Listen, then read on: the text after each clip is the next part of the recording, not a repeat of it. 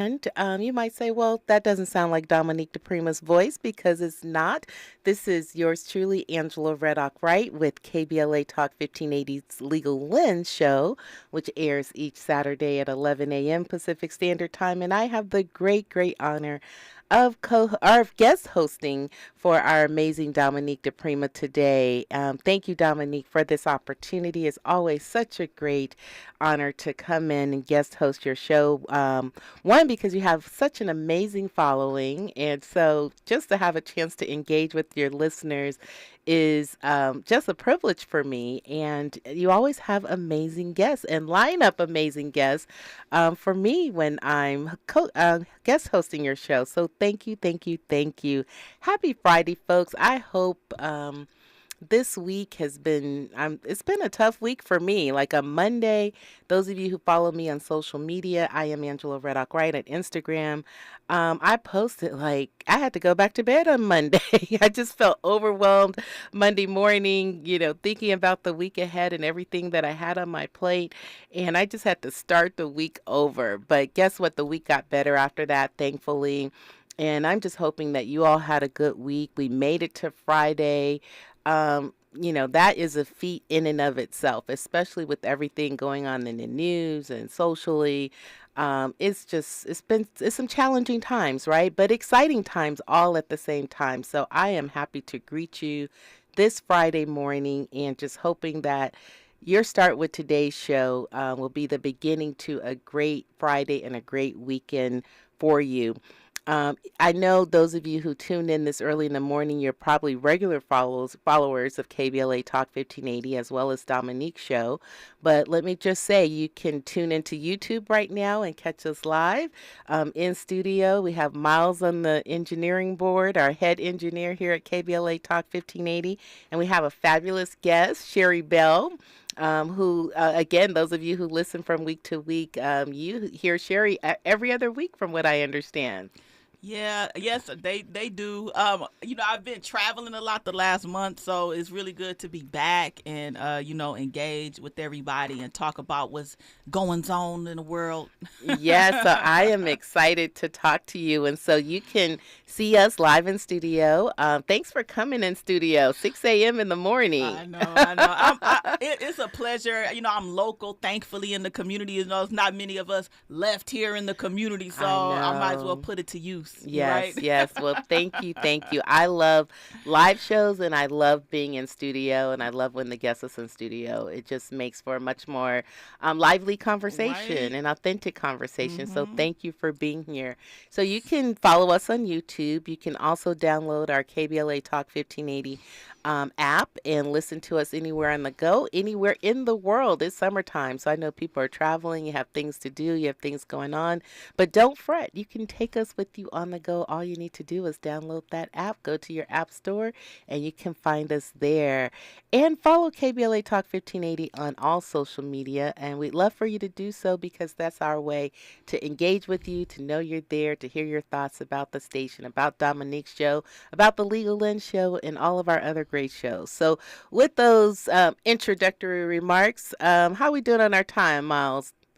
Oh, I got 3 minutes in this segment. So let's go ahead and get the conversation started with Miss Sherry Bell. Again, nice to meet you. This is my first time meeting you in person. Same. I have heard you on Dominique's show, Oh, really? and I've heard about you and the okay. work that you've done. So I'm really privileged to have this opportunity just to expand the conversations that you've been having with Dominique. So much in the news. So much in the news. It's like we're living in a reality show. Right. So this hour is going to go by so fast. But let me just, for those who may be tuning in, because I invited a lot of my followers to listen to today's show. So those who may be meeting you for the first time and those who've met you before, let's just remind them of how amazing you are. So Sherry Bell, and that's spelled Sherri.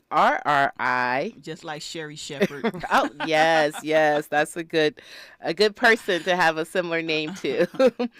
Sherry Bell is a South LA resident. Go South LA. And your friendly neighborhood Dorsey Don. Are there any Dorsey Dons out there today? Give us a shout out online. She is a labor rights advocate, as a former lead community organizer with the Los Angeles Black Worker Center, and that's when I say I know of you. I know of you from your work there. And while there, she worked alongside impacted Black workers on campaigns to increase Black worker participation in the construction industry and to confront Black unemployment and underemployment in LA County. Those are two things I definitely want to talk to you about today. In addition to that, she was integral to the campaign, such campaigns as the Raise the Wage campaign, getting $15 minimum wage in the city of Los Angeles. Amazing. And she's also been a part of wage enforcement and wage theft and the Ban the Box ordinance. She continues her work, which I want to know what you're up to now, in educating and empowering workers through outreach, education, and training. So amazing background. And Sherry, I just want, because this is my first time really getting to know you, tell me a little bit about your background and how you came to do the work you do. I think you grew up in New York. Are you from New York originally? Oh, no, I'm from South Central. South, okay, Yeah, okay, yeah. okay. Yeah. Oh, you know, I'm confusing with our next guest is from New York, okay? I wish I was that interesting, no. But no, I grew up right here in South LA, right near the famous Dunbar Hotel on 43rd and Central. And, you know, I got involved with this work as an impacted worker myself. You know, just, you know, many Black workers can identify with going to school, getting the degrees, and just not being able to find a secure, stable employment. Basically, like no one really giving them the opportunity, that initial opportunity to show yourself, to get yourself in the door, to make a better life for yourself and those around you. So I got involved, you know, just trying to seek a better life, trying to skill myself up. Like many people end up in these local work storage centers, trying to get certificates. And, you know, the Black Worker Center knew where to find unemployed, underemployed people. So they were doing outreach there. And that's when I became a volunteer. So I started off as a member, and then I became an organizer. And basically that's just giving people an opportunity to show leadership and take action on causes that they believe in. So I began doing that work and transitioned into staff. Now I'm on the board. You know, we're planning an event that's happening on August 10th. We're releasing a report. I work my day job. I work with the Labor Commissioner's Office, so still like in workers' rights. So I'm just giving back, and I just like empowering through knowledge and just trying to get people to think more broadly and differently and act in their best interest, because we're up against a lot systemically.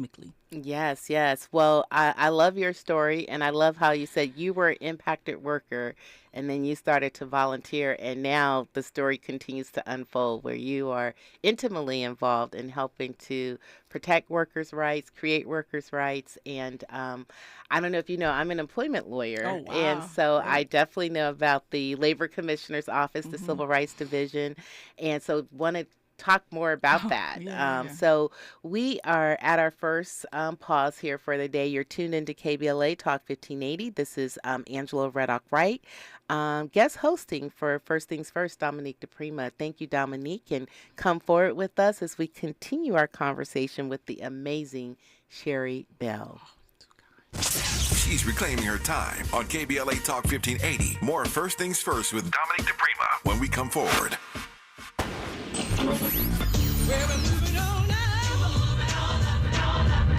Tavis is like George and Wheezy. He's moving on up. Last year, Tavis was number 45 on the Talkers Magazine list of the 100 most important radio talk show hosts in America. Wait for it. Wait for it. The 2024 list was recently released, and Tavis has jumped to number 33 on the list of the nation's most important talkers, making him the highest-ranked African-American on the coveted roster.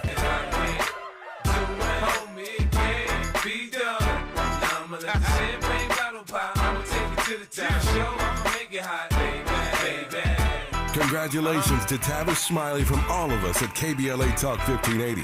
We've got you black.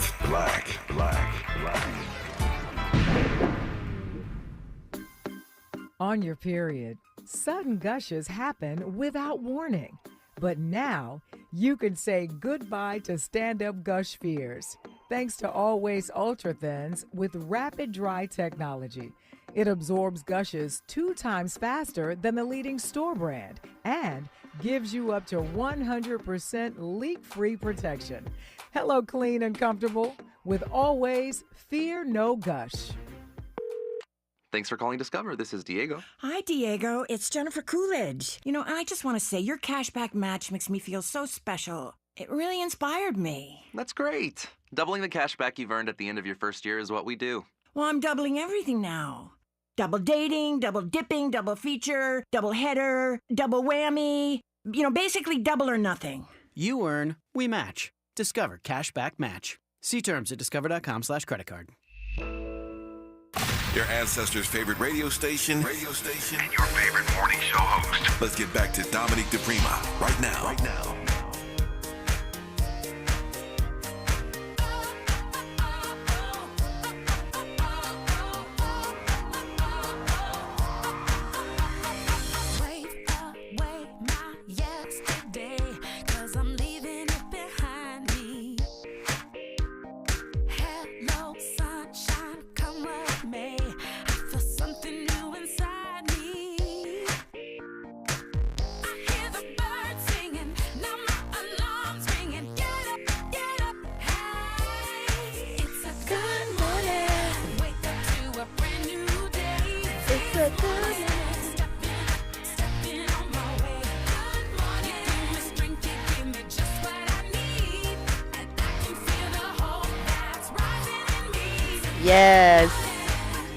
Yes, it is a good morning, and that is Mandisa. May she rest in peace. She just passed recently. You might recall her from American Idol. She was an American Idol contestant and went on to become a successful gospel artist, and unfortunately passed earlier this year. So we definitely pay honor to her memory. It is a good day, y'all. Good Friday. We have a good weekend ahead of us, and we're having a good time today in KBLA Talk 1580 as we speak with the amazing Sherry Bell. Gave you a little insight about her just before we paused. Many of you have met her before. She's in regularly on Dominique's show, and so I'm excited to get to know her a little bit better. So Sherry, you have a history in working in issues related to the Black community and Black workers specifically.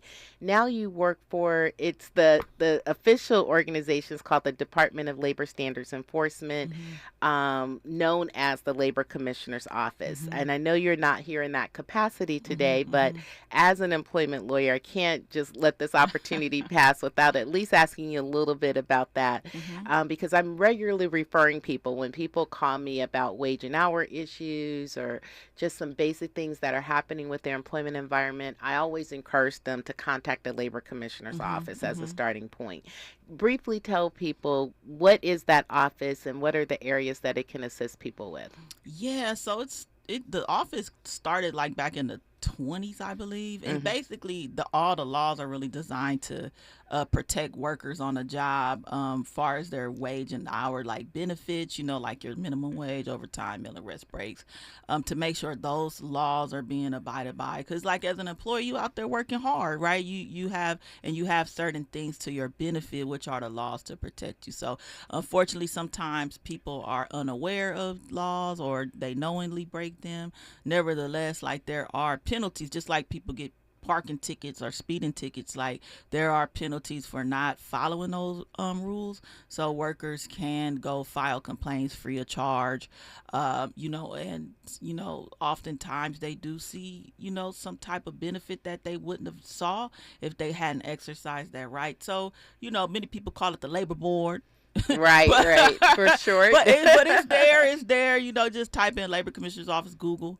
You can find your nearest office and go there in person and ask questions and learn more about things that benefit you. And they do have offices throughout the state, and here in Los Angeles, I know downtown, Long Beach, I think near and Van Nuys. So there are offices everywhere and a great online system that you can learn and file a complaint. And those complaints tend to focus on what we call wage and hour issues, such as missed meal breaks or missed rest periods or working overtime without getting feeling as though you weren't paid for the overtime. So definitely take a look at that website. And I don't want to get you in trouble, so we're not going to go down that rabbit hole. But your life is committed to workers, right? So Black Worker Center, how long has that organization been around, and what do they do primarily? Yeah. So the BWC been like started to be incubated like in 2009 and opened its doors in 2011. And basically, it's started out as a project of the UCLA Labor Center. So the Institute on Research, Labor, and Employment has a labor center that other worker centers were birthed out of, because there were other centers that focused on worker rights, but they were focused on more so on immigrant rights. But then we looked at the statistics and realized black workers are still at a very large wage gap and severely unemployed, underemployed.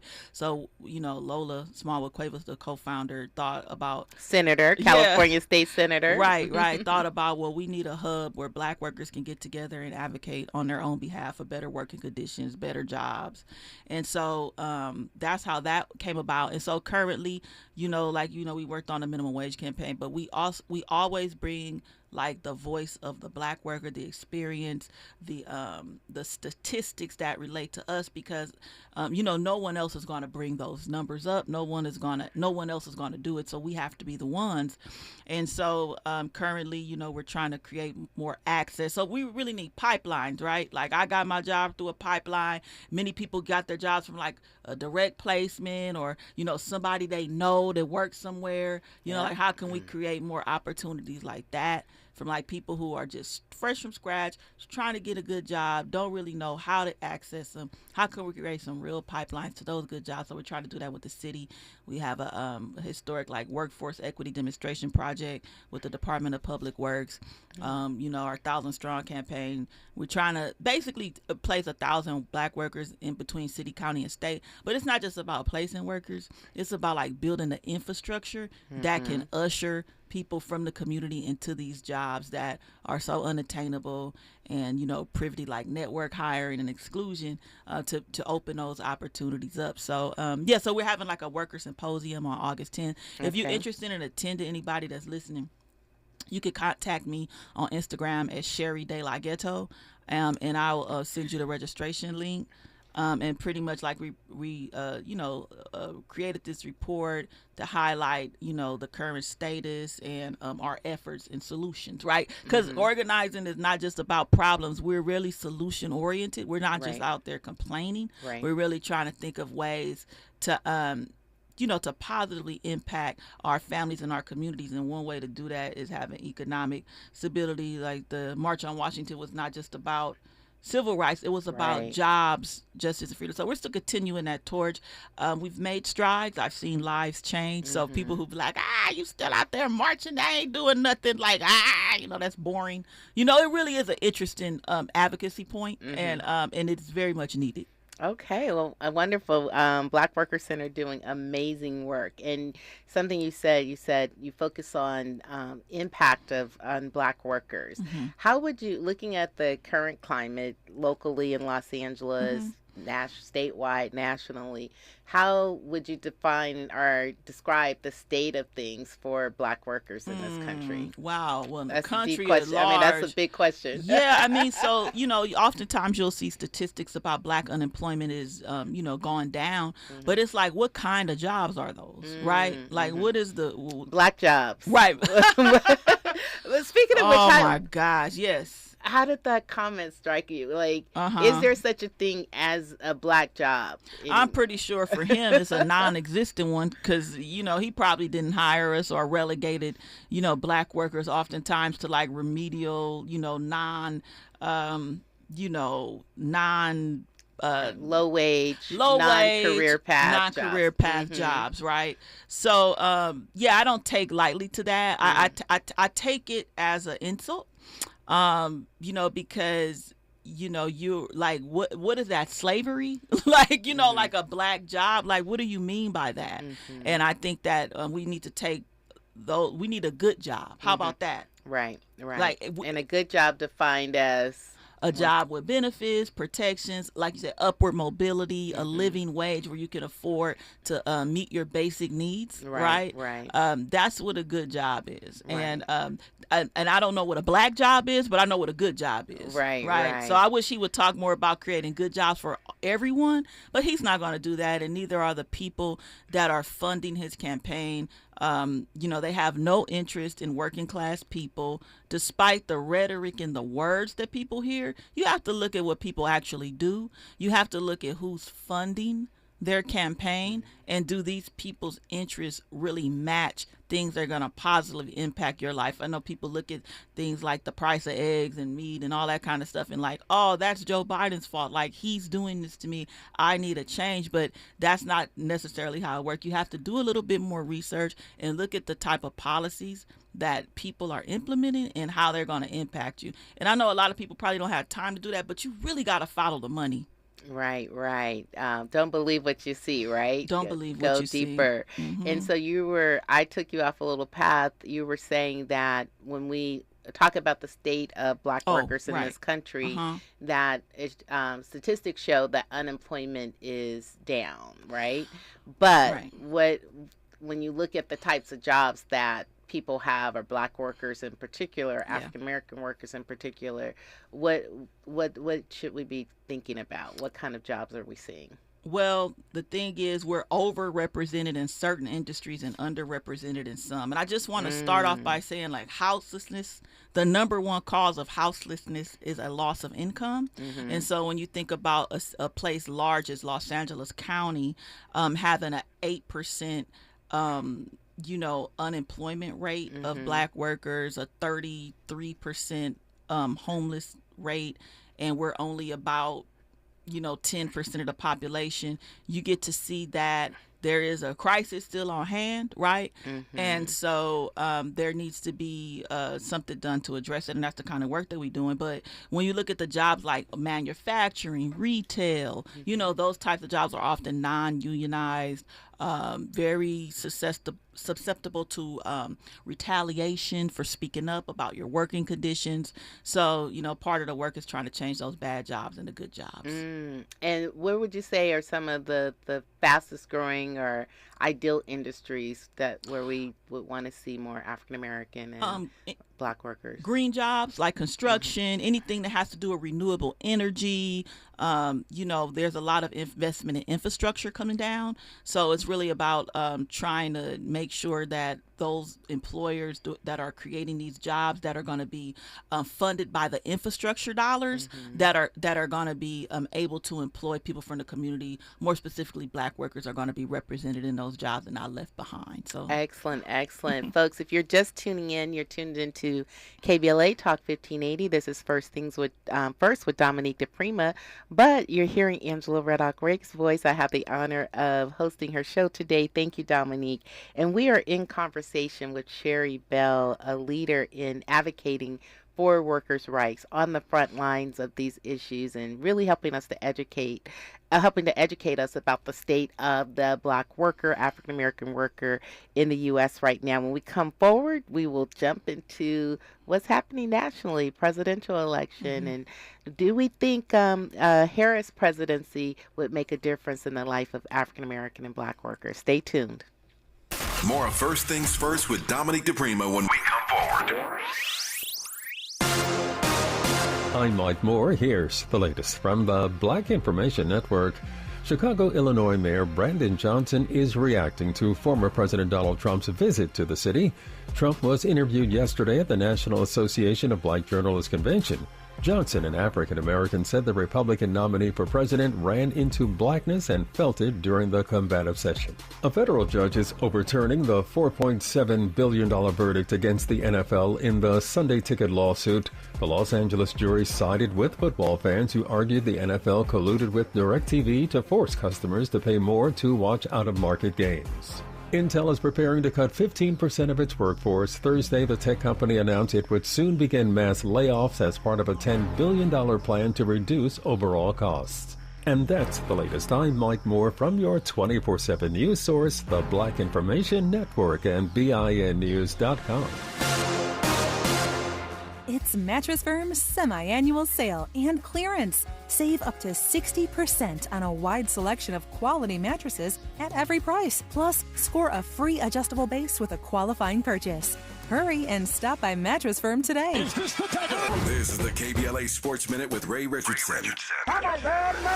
Simone Biles continues to be one of the main attractions at the Summer Olympics. She won the gymnastics all-around title to claim another gold medal. She's won 2 gold medals in Paris and has 6 overall in her record-breaking career. Simone has a chance for 3 more gold medals in the finals of the vault, balance beam, and floor exercise. The U.S. Olympic women's basketball team overcame 16 turnovers to beat Belgium. They move into the quarterfinals. Next game is Sunday morning against Germany at 8 a.m. on the USA Network and Peacock Channel. The U.S. men's basketball team is a 33-point favorite in their quarterfinal game against Puerto Rico. The game is Saturday morning at 8:15 on NBC and Peacock. Chargers quarterback Justin Herbert will miss the preseason with a plantar fascia injury in his right foot. He needs to wear a boot cast for 2 weeks. Herbert should be ready for the season opener September 8th against Las Vegas. No debates, no speculation, just the info you need. That's your KBLA Sports Minute. I'm Ray Richardson. More news, opinions, and conversation when we come forward on KBLA Talk 1580.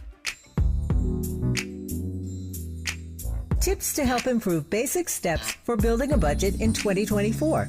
Building a budget can help you achieve and reach your financial goals. With a budget, you can keep track of your spending, avoid and get out of debt, limit overspending, pay bills on time, and build solid savings habits. What's the best way to get started? Figure out how much to set aside for expenses, like rent, mortgage, bills, groceries, and entertainment. Understanding your past financial habits can help you make the proper adjustments for your budget. Adjusting to a budget can take time as you work to find the right balance, but keep working on it.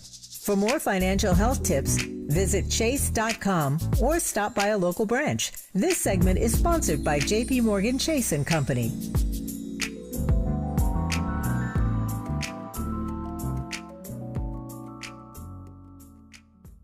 When you turn to the Employment Development Department, we'll help you get there. Whether it's support for you and your family while you find a new job, or the resources to focus on your recovery after illness or injury, we can help you move forward. From support while you bond with your newborn, to helping serve your family while your partner serves our country. Your EDD. We'll help you get there. For more information, visit edd.ca.gov. Thanks for waking up with Dominique DiPrima on KBLA Talk 1580. Did you know your life insurance is an asset you can sell? I'm Jay Jackson, CEO of Abacus Life. For almost 20 years, Abacus has been purchasing life insurance policies from seniors just like you. And at abacuspays.com, we've created a free policy value calculator so you can find out the worth of your policy in just seconds. There are no fees and no obligations. Get real value from your life insurance when you need it with Abacus. Learn more at abacuspays.com. Our daughter Jessie loves playing detective. But since we discovered she has sensitive skin, we've been playing detective too. We thought the problem was our puppy. But it was actually our old detergent. So we switched to Tide Free and Gentle. Tide Free and Gentle has no dyes or perfumes, so it's gentle on her skin. If it's gotta be clean, it's gotta be Tide Free and Gentle. This back-to-school season, Tide and Downy are giving back with $1.5 million in scholarships. Enter to win. No purchase necessary. US/TC 17+. End September 30th. Rules. Tide.com/scholarship/official rules. KBLA Talk 1580. We've got a lot to talk about. KBLA Talk 1580 believes in community empowerment. LA's 99 neighborhood councils form the grassroots level of the Los Angeles city government. The system was created to connect LA's diverse communities to City Hall. While neighborhood council board members are volunteers, they are also public officials elected to office by the members of their community. Neighborhood councils advocate on issues like homelessness, housing, land use, emergency preparedness, public safety, parks, transportation, and sustainability. They also provide local expertise on the delivery of city services to their various communities. Neighborhood councils are open to participation by anyone who is a part of the fabric of daily life in said community. This includes those who live, work, or own property or a business. If you are interested in stepping up to join your local neighborhood council, visit www.empowerla.org. That's empowerla.org. It's time to think globally, but act locally. This is a community call to action from KBLA Talk 1580. not for everybody, but we're for everybody. You're listening to KBLA Talk 1580.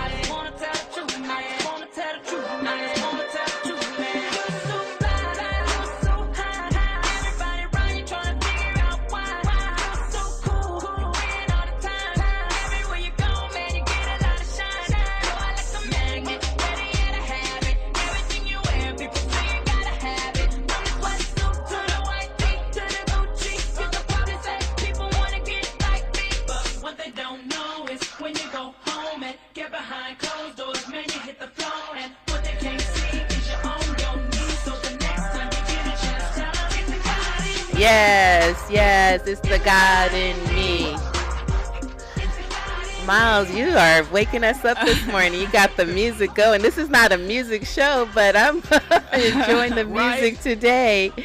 That is Erica Campbell. It's the God in me, right? Is it Erica and Tina? Mary. Okay. That's the Mary. It's the God in me. Yes, it's the God in me that brings us here this morning on this fabulous Friday at KBLA Talk 1580. This is the Dominique DiPrima First Things First show. Angela Reddock-Wright from the Legal Lens Show on Saturdays at 11 a.m. guest hosting for Dominique today.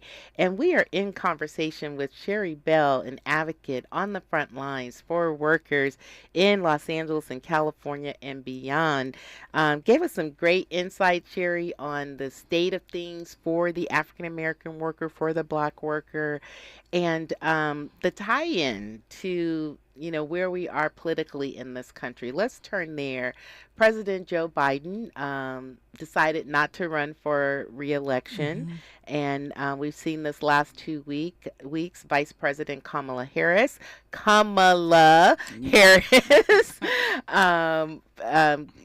starting her campaign. But let's talk about President Biden for just a few minutes.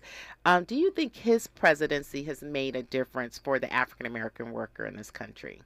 Yeah, absolutely. First of all, he forgave a lot of student loans, right? And a lot of those loans were, racked up by working class people who couldn't afford college. And, the Republican Party tried to block it. Why? You tell me. And then also he created this infrastructure bill, to build back America, Right. trillions of dollars, going in nationwide to create good union jobs. We want them all to be good union jobs if we can. There's so many things that Biden has done. I'm not familiar with all the policies that he's passed, but I know that he's gotten a lot done in 4 years that benefits the majority of Americans, like the working class folk. Right. Yeah. And I know much of your work, especially with the Black Workers Center, is rooted in the labor movement, right? Unions and labor. And one of the things I heard this week in terms of concerns raised about the Harris candidacy is whether she, like Biden, will be able to build the relationships with the labor movement and the union movement. That he was known, that was a big group that supported him and where he always went to as a part of his presidency and candidacy. Any sense, just to the extent you're connected to the labor movement, of how the labor movement, how unions are feeling about a potential Harris presidency? Yeah, I think that Kamala Harris has always been around labor. When she comes here, she went to the LA County Federation of Labor. Shout out to Yvonne Wheeler. LA 15. Right. And she's met with people at the White House from the community that are talking about infrastructure dollars. I believe just this week. So she's very connected, has her ear to the ground, and is aware about what's going on. I remember when she was actually doing her initial campaign for presidency, and after, she's always maintained and been in conversation with labor. So labor folks know, right, where Kamala stands. So I'm thinking that she's going to continue the work that Joe Biden has done with infrastructure, and she believes in the power of what a good union job can do for the working American family. And union jobs are important because they not only usually help the person, but they help those extended family members around them. Like, can Right. I hold $5? Those kind of family members, right? Right. Like, you're able to help those people too. So that's why we want to create more of those jobs. Right, right. And so, how are you feeling about the Harris candidacy and the potential of her as our next president? First of all, I was so shocked when I heard the news. I was like, what? Right, You right. know, but it was like, I don't know what it was, but I'm like invigorated and excited now. I feel like, you know, what I feel is like optimistic because she's up in the polls. And I know people take polls for how they are with a grain of salt, whatever. But it's better to hear the person that is going to advance policies that is going to positively impact you ahead in the polls than are behind. Right, right. It at least energizes us Right. to want to support, to help get the word out. Right. Yeah, Mhm. still very close. But, Right. you know, like folks that are listening, you know, that are on the fence and not sure, just know that a no vote is a yes vote for the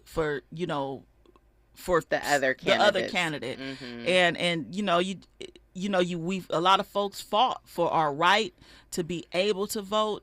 So the hope is that folks that get registered and actually participate, because this is going to be a very close election.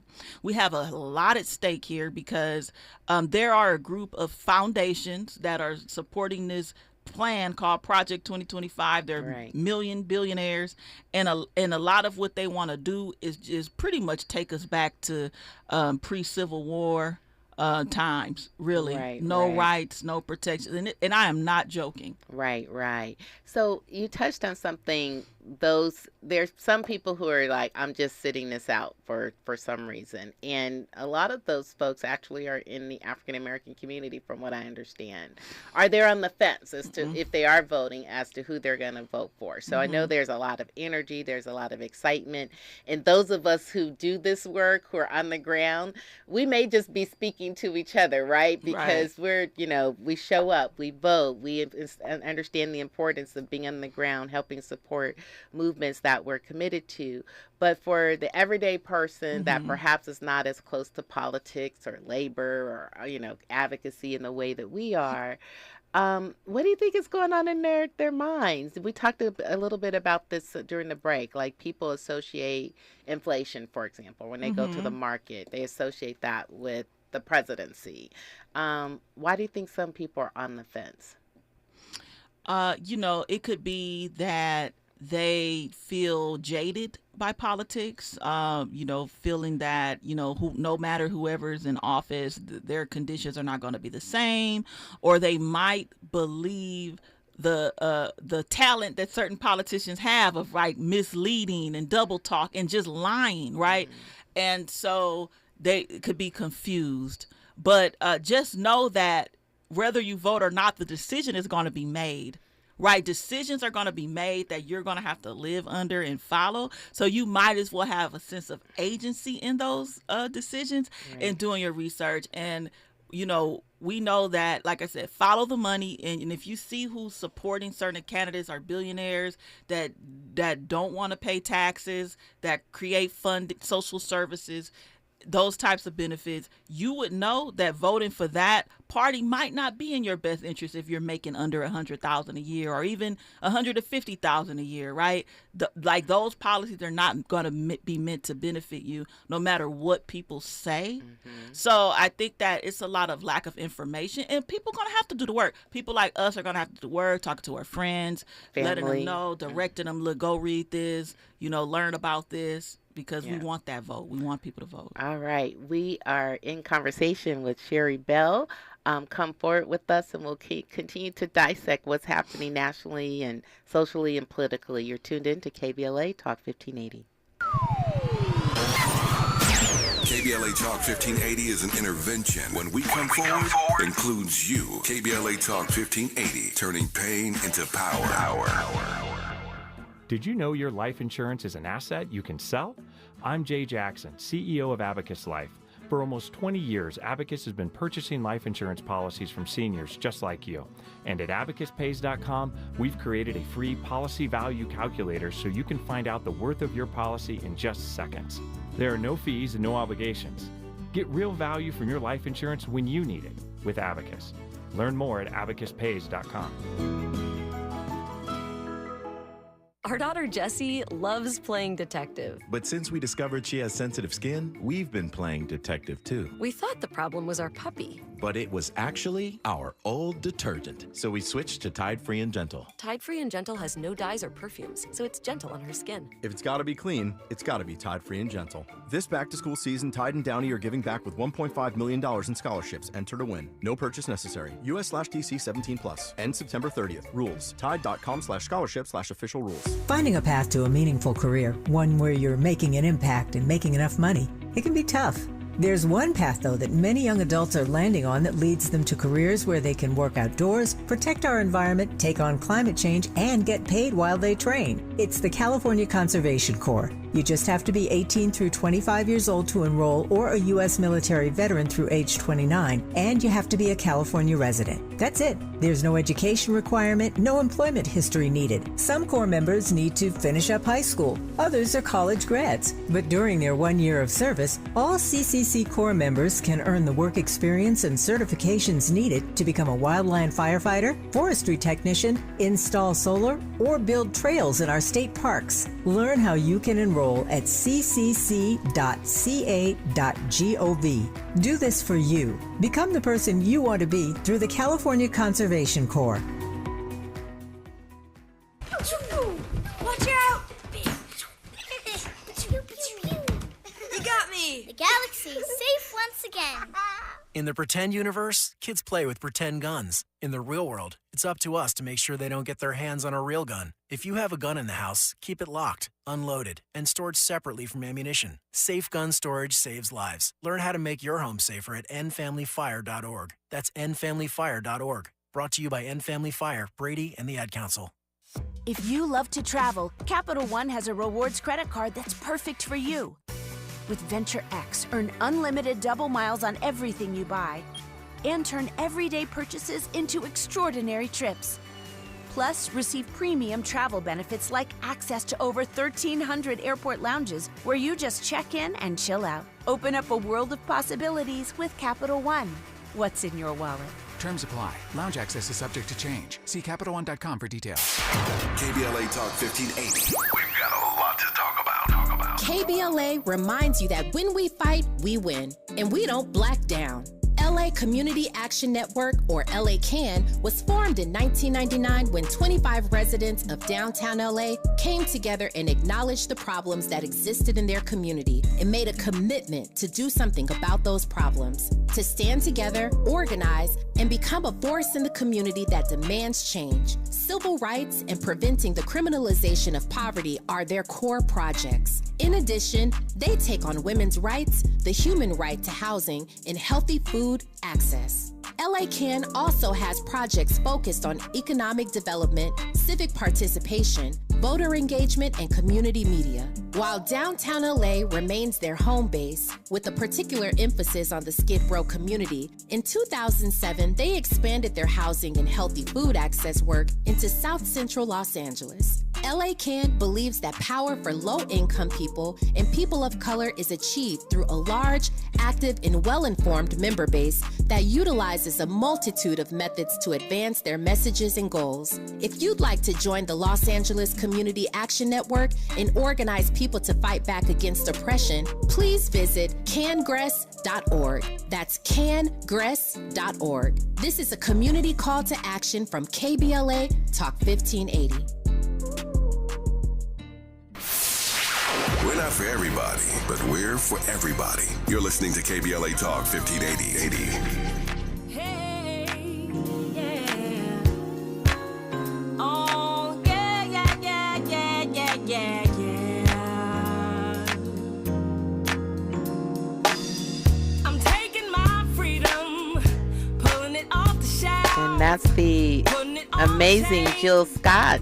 Living her life like it's golden. I'm living my life like it's golden. I hope you are too. Sherry, you living your life like it's golden? I be trying. I be trying. You know. I feel you. I feel you. You are tuned into KBLA Talk 1580. This is First Things First with Dominique DiPrima, Angela Reddock-Wright of the Legal Lens Show, and KBLA Talk 1580 Saturdays at 11 a.m. Guest hosting for the amazing Dominique.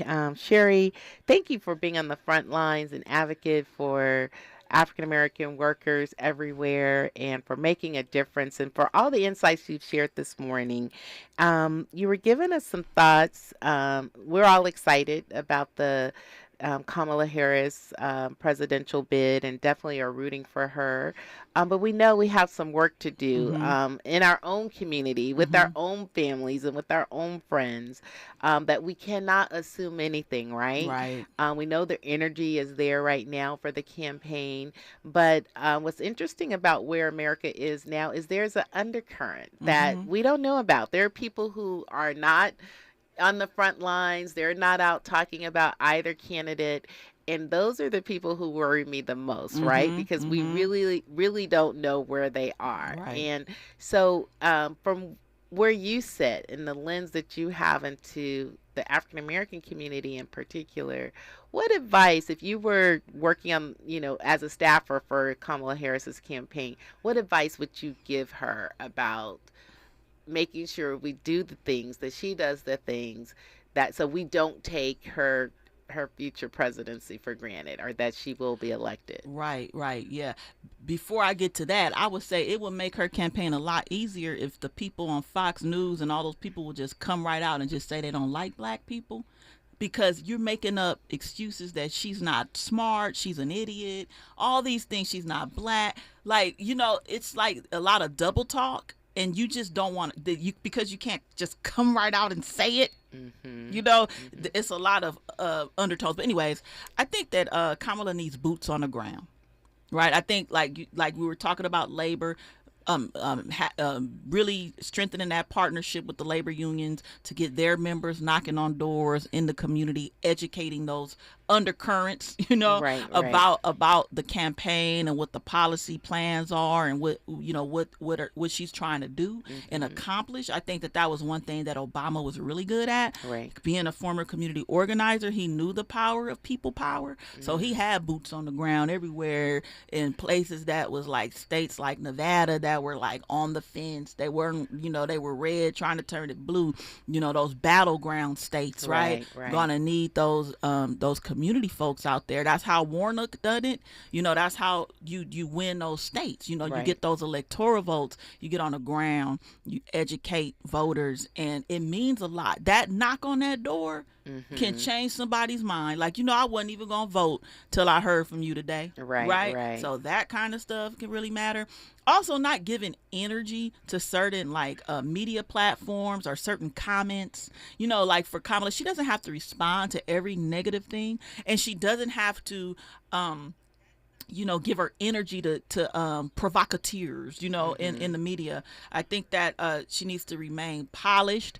She needs to remain confident in how she's communicating to voters about her candidacy. And, that is like two major things I think that would help her. Because, there's going to be a lot of people who are going to try to poke the bear, and bring her out of her skin. So she just has to remain confident and, like the young folks say, stand on business. Yes, I love it. I love it. And to that point about her commenting, I do appreciate, and I was paying particular attention to how she would respond after Trump's comments at the National Black Journalists Convention that she just turned black, so to speak, or that she hasn't always been black. Right. And if I'm correct, I didn't see her directly respond to that or say, well, I am black and I've been black since I was born or anything like that. Right. But she just said, oh, it's the same old antics that we're seeing. I felt like that was the perfect way to address that. And then keep focused on what she is about, right? Right. And this debate is going to be really telling to her, and it's going to be a real game changer. And I think that just her focusing on the issues and the policies, and just really focusing on Trump's track record and his current state of whatever, it could change those voters who are the minds of those people who are not committed to either side. So Right, I'm really right. hoping for a strong showing at this election to focus on the issues, focus on the policy, but also focus on the person, right, that's applying for this job. And yeah, so Right. So you do think there will be a debate? I'm hoping that I don't need a debate, to be honest. Not personally, Not right? personally, but if there was one, I think that Kamala will excel and do well because, like she said, she knows Trump's game plan, right? She said it's the same old show. It's kind of predictable at this point, right? He's not really going to talk about anything substantive. He's going to crack jokes. He's going to bully you. He's going to come up with a nickname for you, and that's just his playbook, right? And so, I think that she's ready for that. Right. Yeah. And as she's stated also, she's a former prosecutor. And so she can also talk the language of being a prosecutor, dealing with some of the issues that we've seen the former president face. So I think that will be compelling as well. But it's her being a former prosecutor that also has some in our community, the African-American community, concerned about her presidency. Any thoughts on that? I think that she needs to unpack more of the work that she's done in that capacity to dispel some of the myths and rumors about who she put away and why she chose to go that path, if it comes up, right?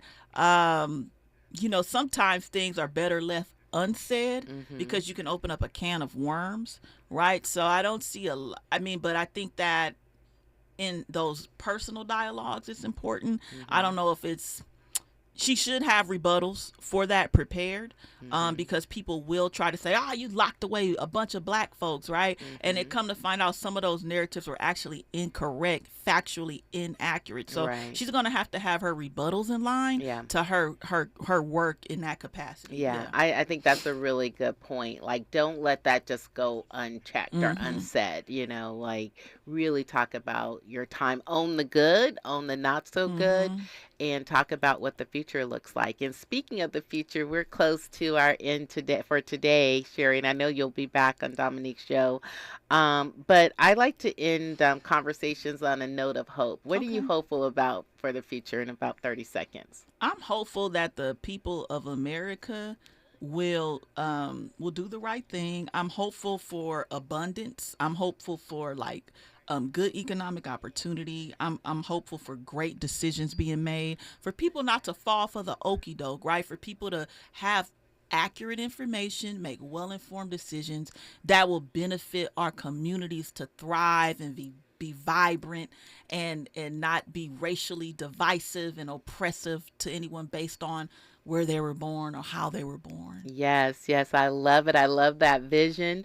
We have been in conversation with the amazing Sherry Bell, an advocate for African American and Black workers everywhere. She's a member of the board of directors for the LA Black Worker Center. Check out their event on August the 10th, right? August the 10th. It's their worker symposium. So definitely 10 to 2. Go to their website to learn more information and to register for that event. Thank you, Sherry Bell, for being in conversation and in studio with us this morning. I know Dominique appreciates it, and I appreciate it. And I'm so glad that I finally had a chance to meet you in person. Yes, it's been a pleasure, Angela. Yes. Folks, you're tuned into KBLA Talk 1580, First Things First with Dominique DiPrima. Angela Reddock-Wright on the microphone, guest hosting. Come forward with us in our second hour. KBLA 1580 Santa Monica. I'm Mike Moore. Here's the latest from the Black Information Network. Chicago, Illinois Mayor Brandon Johnson is reacting to a $1 billion verdict against the NFL in the Sunday Ticket lawsuit. The Los Angeles jury sided with